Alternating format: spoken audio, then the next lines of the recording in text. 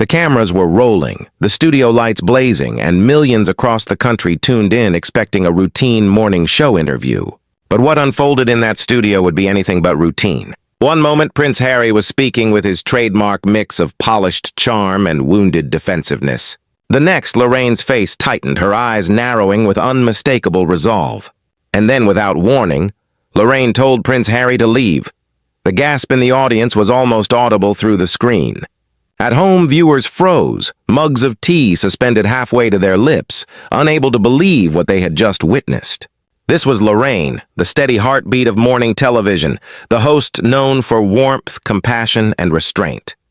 Yet here she was, cutting off a royal on live television, with a firmness that shook the entire broadcast. Harry, stunned, sat momentarily speechless. His microphone went silent, the usual safety net of royal respect evaporating before his eyes. What could possibly have pushed Lorraine, a figure celebrated for her patience and composure, to such a breaking point? Why would she risk the headlines, the backlash, and the weight of royal disapproval to take such a stand? Those questions burned instantly across living rooms, WhatsApp groups, and Twitter feeds. Because if Lorraine Kelly, of all people, had lost patience with Prince Harry, then something extraordinary had just happened, and it wasn't just about celebrity drama. The air carried something heavier, an unspoken sense that this clash symbolized something far larger than a tense TV exchange. It was about entitlement meeting accountability, privilege colliding with dignity, narrative smashing into truth. The prince who had built his brand on confession and grievance was suddenly faced with a woman unwilling to indulge another polished soundbite. For the viewers who have grown weary of excuses, who see through carefully crafted image games, Lorraine's decisive act felt like a spark, a rare live television moment when someone finally said what many had long wanted to hear. But this was only the beginning. Because the question hanging in the air was not just what Harry said in those heated minutes, but what Lorraine had seen, heard, and decided could no longer be tolerated. Prince Harry's booking on Lorraine's show was supposed to be simple, even predictable. The plan was to promote his latest initiative, a carefully packaged project aimed at polishing his global image. His team envisioned soft questions, a comfortable environment, and an easy opportunity to remind audiences that, despite controversy, he was still a figure worthy of admiration. Morning shows, after all, are rarely battlefields. They're meant to be safe spaces for celebrities to smile, laugh, and leave with a headline that flatters. But Lorraine Kelly is not just any host. For decades, she has been a constant presence in British living rooms. To many, she feels less like a television personality and more like a trusted family member, the calm voice in the chaos of politics, the motherly figure who has seen it all yet never lost her humanity. She listens, she empathizes, she probes gently. She has never built her career on shock or cruelty, and that was precisely why this interview carried such weight. If Lorraine, of all people, decided to challenge Harry, the impact would be seismic. Harry entered the studio with his usual posture, half vulnerable, half defensive. He was no stranger to interviews, having sat across from journalists and global icons alike. But the controversy that trailed him was heavier than ever. The fallout from his memoir, accusations of hypocrisy over private jets, and the endless tug-of-war between his desire for privacy and his hunger for the spotlight. He arrived ready to defend himself, but he underestimated the environment he had stepped into. Lorraine's audience was not a Hollywood crowd. It was ordinary people, workers, parents, immigrants, viewers who knew struggle firsthand. They respected honesty, not performance. From the opening moments, Lorraine's questions carried a different energy. They weren't cruel, but they cut through the rehearsed talking points. She didn't let him glide by on vague answers. She pushed where others had backed off. And slowly, almost imperceptibly at first, the air in the studio changed. What was supposed to be routine began to tremble with tension. Harry's shoulders stiffened. Lorraine leaned forward. The polite exchange of words became a duel of values. And here's the truth. The royal PR machine depends on control. Every interview, every statement, every appearance is calculated, designed to protect the brand. But Lorraine wasn't playing that game. She wasn't intimidated by titles, nor by the glittering aura of the monarchy. Her loyalty was to her audience, the millions of everyday viewers who trusted her to ask the questions they themselves would ask if given the chance. So when Harry faltered, when his answers slipped into self-pity and deflection, Lorraine didn't let go. Her patience remained intact, her tone measured, but her resolve sharpened. For viewers at home, the anticipation was unbearable. They could feel something building, an invisible thread tightening with every exchange. What seemed like a harmless interview was no longer harmless. It was a confrontation brewing live on national television, and those who were watching would later flood social media with clips, memes, and commentary, turning a single morning show into the epicenter of a cultural firestorm. Because what seemed like a routine appearance quickly turned into the most talked-about TV clash of the year. And the seeds of that explosion were planted in these opening exchanges, where trust, truth, and frustration collided with privilege, performance, and denial. But to truly understand why this encounter ignited the nation, you have to know the man Lorraine was facing, his past, his contradictions, and the controversies that made this showdown inevitable. To understand why Lorraine's audience bristled the moment Harry began his well-rehearsed talking points, you have to revisit the storm that has trailed him for years. Once celebrated as the cheeky, rebellious prince who brought a human touch to the monarchy, Harry has spent the last decade locked in a tug-of-war between sympathy and scorn. Every new revelation, every dramatic interview, every explosive memoir chapter has only deepened the divide. It began with genuine tragedy, the boy who walked behind his mother's coffin, forever marked by grief. For years, that wound shielded him from criticism. He was the relatable royal, the soldier, the brother who seemed more grounded than the future king. But as time went on, something shifted. Harry grew restless in the gilded cage. He married Meghan Markle, broke away from palace control, and positioned himself as a champion of freedom against the constraints of tradition. The world leaned in, eager to see the underdog prince carve his own path. Yet what followed was not the noble reinvention many hoped for, but a dizzying carousel of contradictions. He demanded privacy, yet granted multiple tell-all interviews. He condemned the toxic media while selling books that kept the cycle alive. He spoke of duty to causes larger than himself while jetting across continents in private planes, lecturing ordinary people about climate change. The dissonance was glaring, and it was here that resentment began to take root. To everyday people, nurses on long shifts, immigrants working double jobs, families grappling with rising costs, Harry's grievances felt distant, insulated by wealth. His life, even at its most turbulent, remained drenched in privilege. The man who declared himself a victim still had mansions in California, Netflix contracts worth millions, and an audience with global platforms. The disconnect was impossible to ignore. Each new controversy added fuel. The interviews with Oprah, the Netflix docuseries, the memoir, each framed as a courageous act of truth-telling, began to look less like liberation and more like performance. Critics saw a man addicted to spotlight even as he cursed its glare. His insistence that he was misunderstood, maligned, hunted by the media wore thin when juxtaposed with the reality of his choices. He wasn't just sharing his story. He was monetizing it, repackaging pain into product, and then there was the tone, the subtle arrogance that seemed to seep through even his most vulnerable admissions. Harry often spoke as if the world owed him understanding, as if his suffering outshone the struggles of those who tuned in each morning. It wasn't that people denied his trauma. It was that his way of wielding it, polished into sound bites and reinforced with celebrity allies, felt distant from the raw, unvarnished fight for dignity that ordinary people live daily.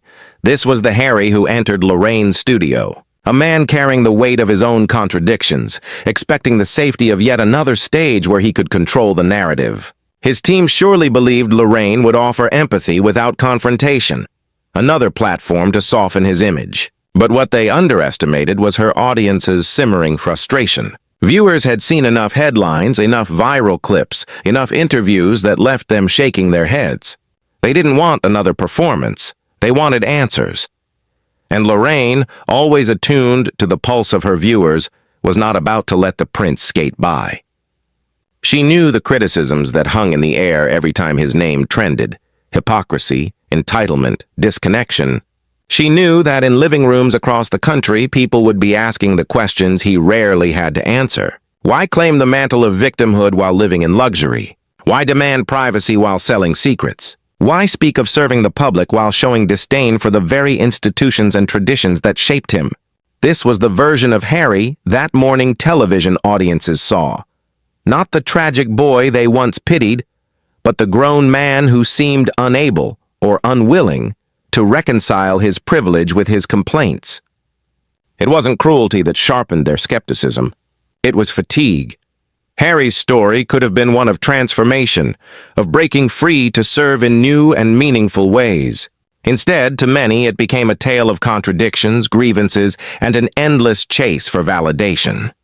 And that was the image Lorraine was up against. A man shielded by fame, but increasingly exposed by his own contradictions. But Lorraine wasn't about to let that narrative slide unchecked. Long before she sat across from princes and prime ministers, Lorraine Kelly was simply a girl from Glasgow, the daughter of a working-class family who knew the value of grit, humility, and honesty. There was nothing glamorous about her beginnings, no titles, no inherited fortune, no centuries-old institution standing behind her. What Lorraine had instead was a sharp mind, a tireless work ethic, and the kind of grounded authenticity that no amount of polish could manufacture. Her early years in journalism were not marked by privilege but by persistence. She cut her teeth in local newspapers, reporting on ordinary lives with a compassion that would become her hallmark. She didn't look down on the stories of everyday people, she elevated them. She carried those lessons into television, where she slowly, steadily earned the trust of an entire nation. Unlike others in the cutthroat world of broadcasting, Lorraine never relied on sensationalism to capture attention. Her gift was subtler and more powerful. She made viewers feel seen. By the time she became a household name, she wasn't just another presenter. Lorraine had become an institution in her own right. Morning after morning, people across the UK invited her into their homes, confident that she would navigate the chaos of the news with warmth, dignity, and fairness. Viewers trusted her the way they might trust a beloved neighbor, someone who understood their struggles because she had lived them, someone who asked the questions they themselves wanted answered. That trust became her power. Politicians, celebrities, and royals who sat across from Lorraine weren't just facing a television host. They were facing the voice of millions who refused to be patronized or deceived. Lorraine's tone was calm, almost disarmingly so, but behind her smile was a steeliness honed over decades. She didn't ambush her guests. She didn't grandstand. But she did something far more effective. She held them accountable, gently but firmly, in real time, in front of the nation. This was the Lorraine who met Harry in that studio. She wasn't dazzled by titles or cowed by reputation. She had seen far too much to be easily impressed. Where others might tiptoe around sensitive subjects, Lorraine had long since mastered the art of asking the question that needed asking, delivered in a tone that left no room for easy escape. It was a style rooted in respect for her viewers, a refusal to let spin replace substance. And perhaps that is why audiences felt so fiercely protective of her. Lorraine symbolized something increasingly rare in public life: sincerity. She represented people who got up early, worked long hours, and lived without the cushion of privilege. People who didn't have the luxury of private jets or multi-million-dollar contracts. People who were tired of being lectured by elites who seemed insulated from the very struggles they claimed to understand. So when Lorraine faced Prince Harry, it wasn't just a host interviewing a royal. It was the embodiment of two worlds colliding. The grounded authenticity of a woman who had built her career brick by brick, versus the restless entitlement of a man born into riches, yet demanding sympathy on his own terms. It was every working parent who had rolled their eyes at Harry's complaints, every immigrant who had sacrificed without recognition, every viewer who had wondered why celebrity grievances always seemed louder than real struggles. Lorraine carried them all in her questions, her pauses, her resolve. What Harry didn't realize was that Lorraine's preparation for the interview wasn't casual. She had done her homework. She knew his contradictions inside and out, the speeches about climate change delivered hours before boarding private jets, The insistence on privacy followed by lucrative memoir deals. The complaints about the royal family juxtaposed with the reliance on his title for global relevance. She wasn't going to let him skate by with vague platitudes. She wasn't going to let the performance go unchallenged. And while Harry's team might have assumed Lorraine would tread softly, her viewers knew better. They knew Lorraine had the receipts, hard facts, documented contradictions, and pointed questions that Harry would not be able to sidestep without revealing the cracks in his narrative. She wasn't out to humiliate him. She was out to reveal the truth. In that sense, Lorraine's power was not in confrontation, but in composure. She didn't need to raise her voice or resort to insults. Her authority came from decades of earned credibility, from the knowledge that millions trusted her to speak on their behalf. She knew the weight of that responsibility. She carried it into every interview, every exchange, every tense moment where spin collided with truth. That morning, as Harry adjusted his collar and leaned back in his chair, unaware of what was about to unfold, Lorraine sat poised with the quiet strength of someone who understood the stakes. For him, it was another appearance on another talk show. For her, it was an opportunity to honor the trust of her audience by refusing to let privilege rewrite reality. What Harry didn't know was that Lorraine had receipts, and she was ready to use them. The interview began innocently enough, as these things often do. Lorraine, with her trademark warmth, welcomed Prince Harry onto the set. She asked about his new initiative, let him describe its purpose, and gave him space to deliver the sound bites his team had surely rehearsed. For a few minutes, it was smooth sailing. Harry speaking about service, mental health, and the importance of living authentically. Lorraine nodded politely, her voice soft, her questions measured. To the untrained eye, it seemed like any other morning interview, but beneath the surface, the air was charged. Lorraine's viewers had seen this dance before, royal rhetoric polished to perfection, sympathy-seeking narratives designed to sidestep accountability. They knew Lorraine wasn't going to let it rest there, and sure enough, her tone shifted ever so slightly.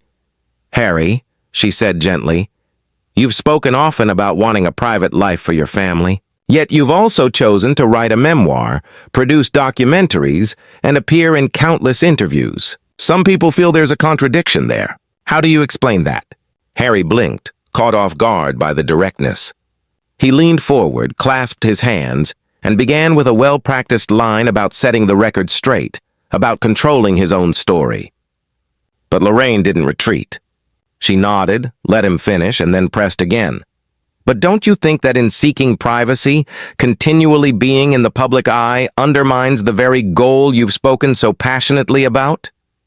For the first time, the smile slipped from Harry's face. He bristled, shifting uncomfortably. "With respect, Lorraine, I think that's a bit unfair. Privacy doesn't mean silence. It means boundaries. And if people choose to twist that, that's their issue, not mine." The tension sharpened. Lorraine, unflinching, replied with calm clarity, "I understand boundaries, of course, but the criticism isn't just about boundaries, it's about consistency. Ordinary families, people watching at home, they wonder if perhaps it looks like having it both ways." Harry interrupted before she could finish, his voice rising just slightly. "I think it's easy for people to make judgments without understanding the pressure, the trauma, the scrutiny I've lived through. Unless you've been in my shoes, you can't possibly know." And there it was, the shield of privilege colliding with the voice of everyday people. Lorraine didn't take the bait. She didn't match his defensiveness with anger. She simply let the silence hang for a beat, her expression steady, her composure unshaken. Then, with the gentlest of tones, she asked the question that made the audience at home lean closer to their screens. "Harry, you've spoken passionately about climate change, encouraging others to take responsibility for their choices. But there have been occasions where you've used private jets extensively. Some people at home who struggle just to afford petrol find that difficult to reconcile. What do you say to them?" The prince's jaw tightened. He gave a strained smile, then launched into an explanation about security concerns, about the necessity of certain travel. But the words rang hollow. The audience watching could feel it. The more he spoke, the more he interrupted, the more he circled back to defending himself, the clearer it became. He wasn't answering Lorraine. He was evading her. And through it all, Lorraine remained calm. She didn't scold. She didn't interrupt. She allowed him to speak, then cut through the fog with another precise question. Each exchange chipped away at the royal veneer, revealing a man rattled, scrambling, unable to control the conversation. Viewers at home felt their pulses quicken. This wasn't the cozy morning chat they had expected. It was something raw, more electric. It was the clash of entitlement with accountability, privilege with patience. Every time Harry tried to deflect, Lorraine's steadiness pulled him back. Every time he grew defensive, her composure magnified the contrast. The tension in the studio was thick. Audience members shifted in their seats, sensing that the polite civility of the opening minutes was gone. Something was about to give. Harry's tone sharpened, his eyes flashing with irritation. Lorraine, serene but unyielding, prepared to push one step further. And then Harry said the one thing Lorraine simply could not ignore. The moment Harry crossed the line, the energy in the studio shifted. He had interrupted one too many times, brushed off one too many questions, and finally dismissed Lorraine's careful framing with a sharp, defensive remark. "Well, Lorraine, it's easy for people like you to sit there and criticize when you haven't lived my life." The room froze.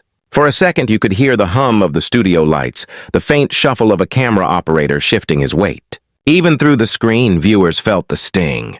People like you.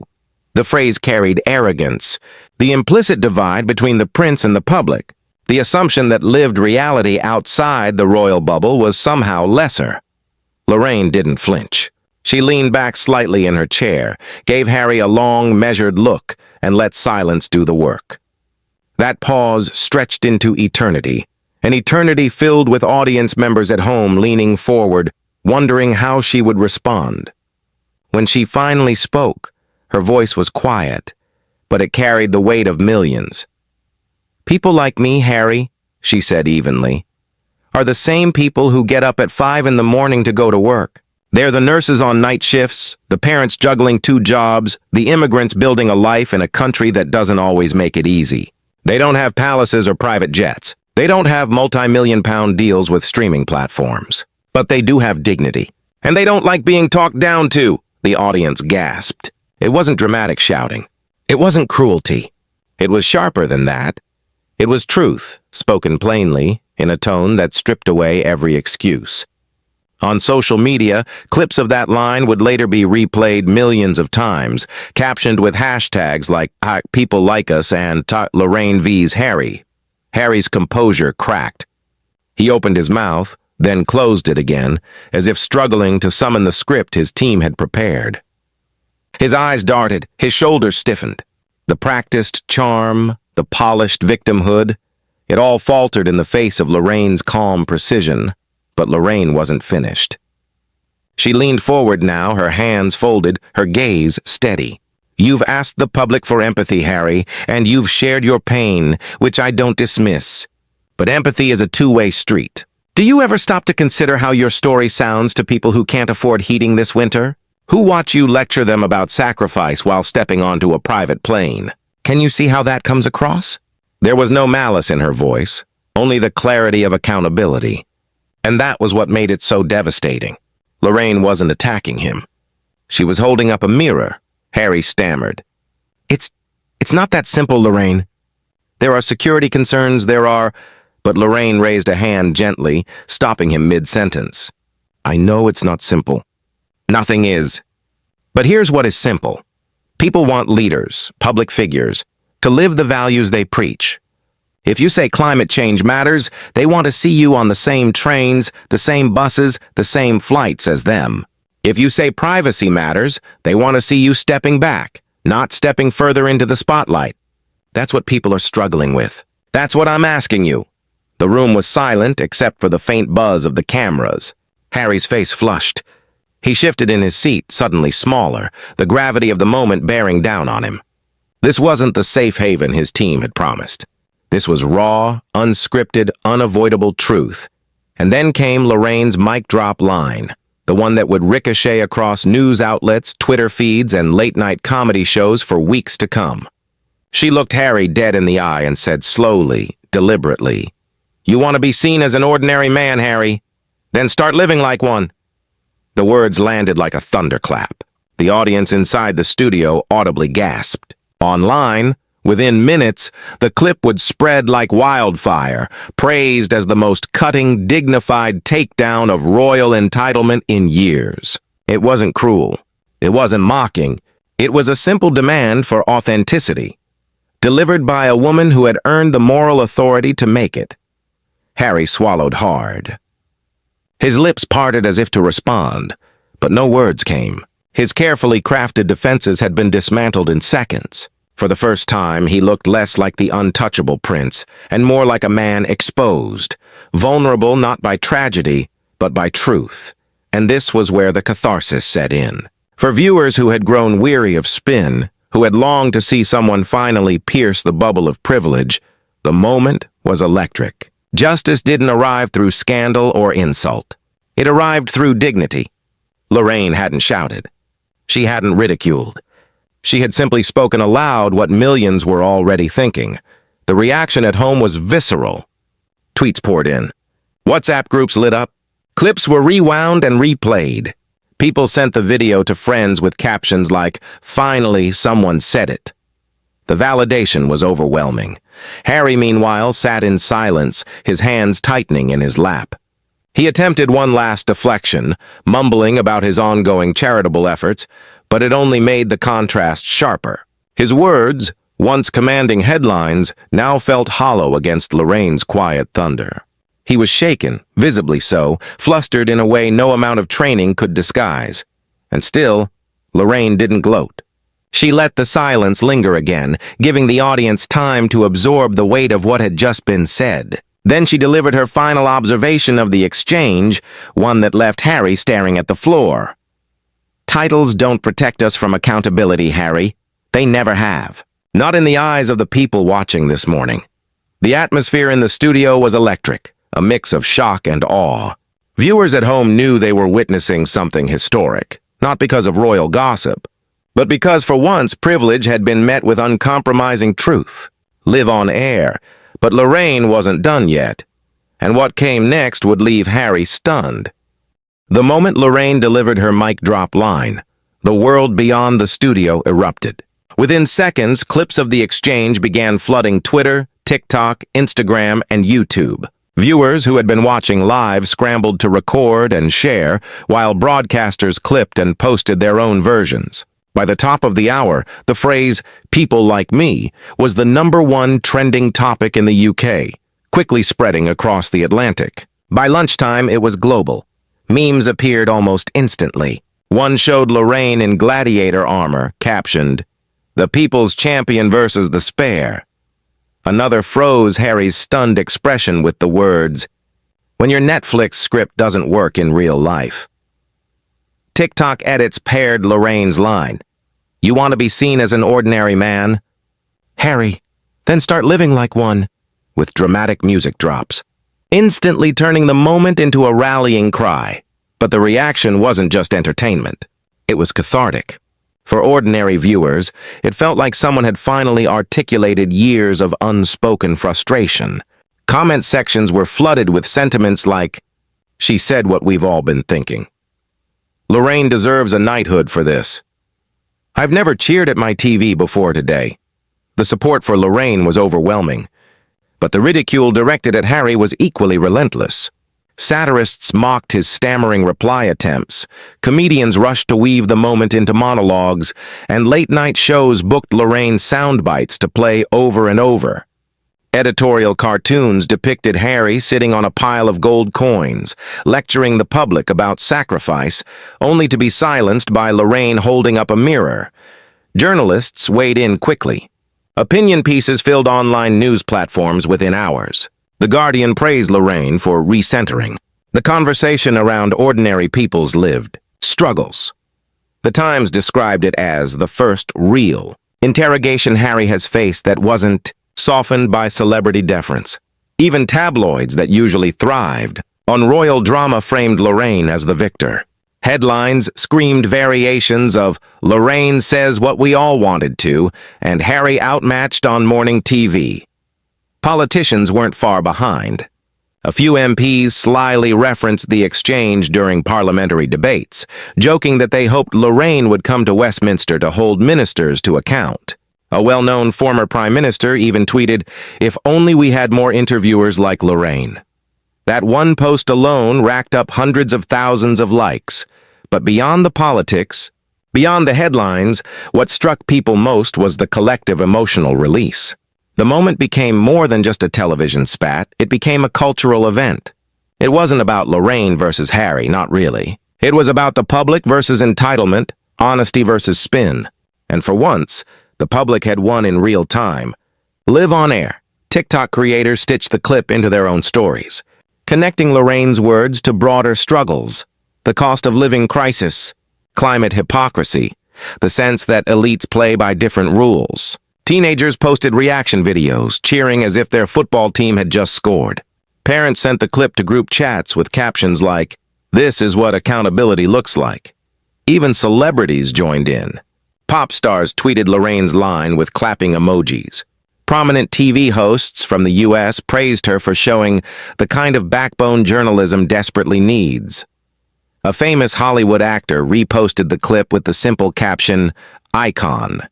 And yet, as the frenzy built, a quieter conversation also began. Commentators noted how rare it was to see a royal figure truly challenged. Others reflected on how Lorraine had managed to hold Harry to account without cruelty, showing that tough questions didn't need to turn into personal attacks.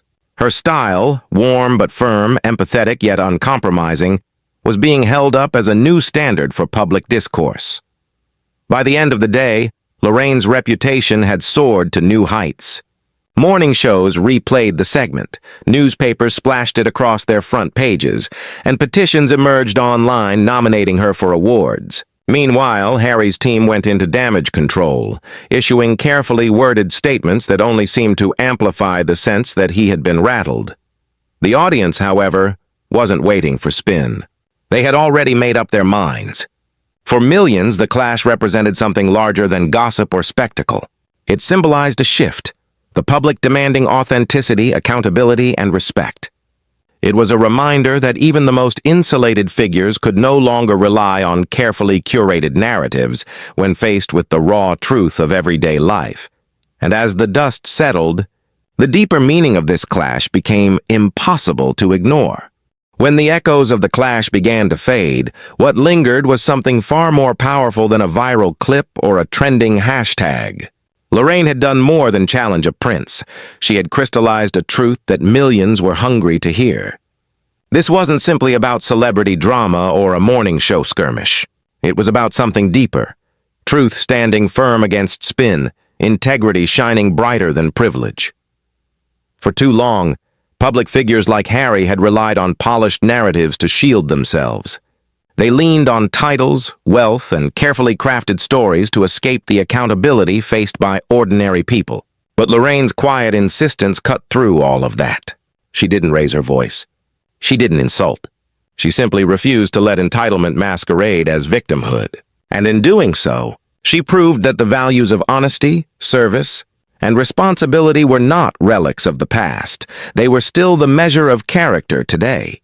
What made the moment so profound wasn't just the exposure of Harry's contradictions, but the reminder of what truly matters. Lorraine represented the millions watching who juggle bills, work long hours, and fight for dignity in a world that often overlooks them.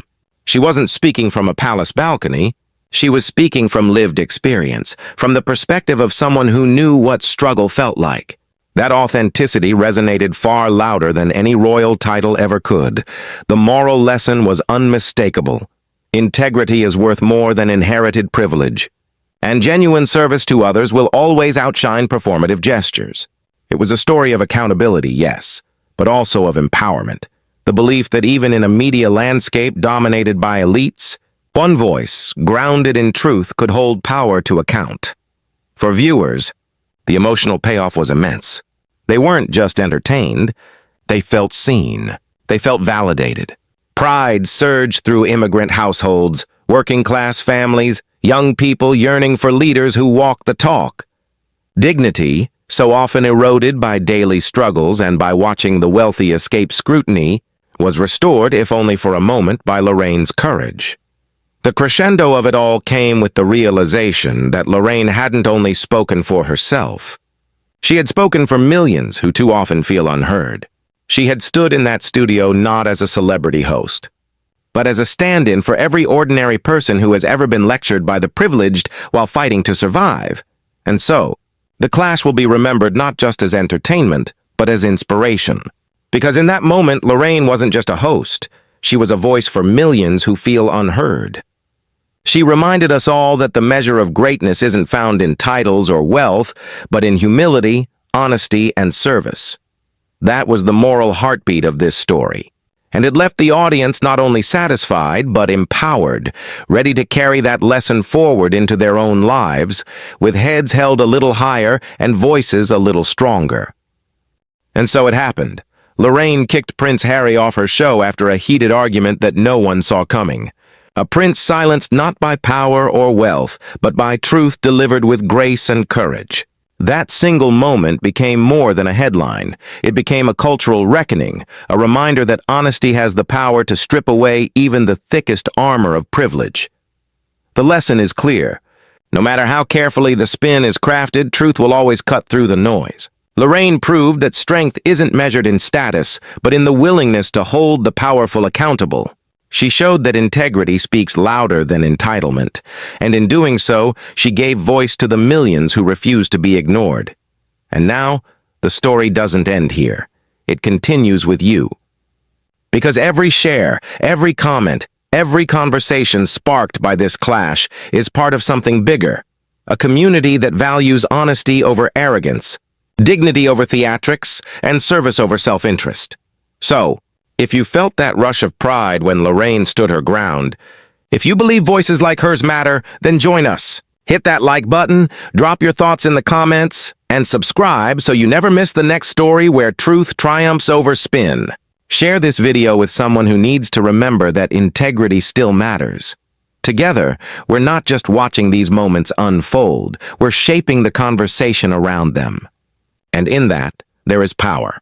Because when everyday people unite around truth, no title, no privilege, no arrogance can stand in the way. This is more than a show. This is a movement. And it starts with you.